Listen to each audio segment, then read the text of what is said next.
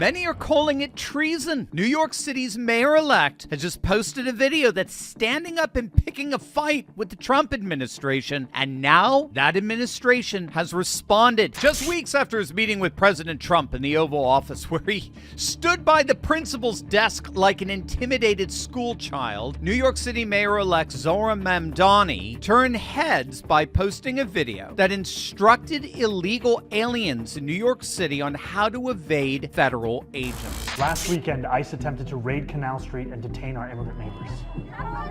As mayor, I'll protect the rights of every single New Yorker, and that includes the more than 3 million immigrants who call this city their home. But we can all stand up to ICE if you know your rights.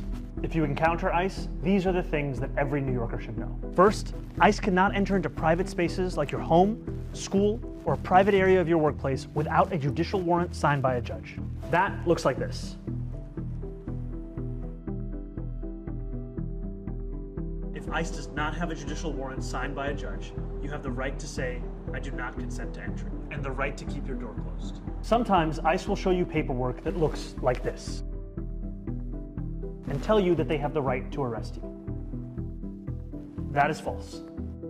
ICE is legally allowed to lie to you, but you have the right to remain silent. Now, many are rightly upset with that. This is the soon-to-be mayor of the largest city in our nation, basically giving advice and strategy for illegal migrants who are here breaking the law, on how to evade federal law enforcement, the agents tasked with enforcing federal law. President Trump, of course, always knew that Mamdani was going to play this game, this feudal game, and he's obviously quite prepared for just that. Literally just hours after Mamdani posted that video, Homeland Security Secretary Kristi Noem, on behalf of President Trump, came out and declared that Mamdani may indeed have violated the Constitution, and if he pulls stuff like this as mayor, he may find himself in handcuffs. You know, Sean, we're certainly going after and looking into all of that with coordination of Department of Justice. But the mayor, if he were mayor, could be violating the Constitution by giving advice on how to evade law enforcement and how to get away with breaking the law. It's really unbelievable in this country what we're seeing. Those ICE agents that you were referencing, the violent attacks that have increased against them to 1,200%, death threats against them are at 8,000%.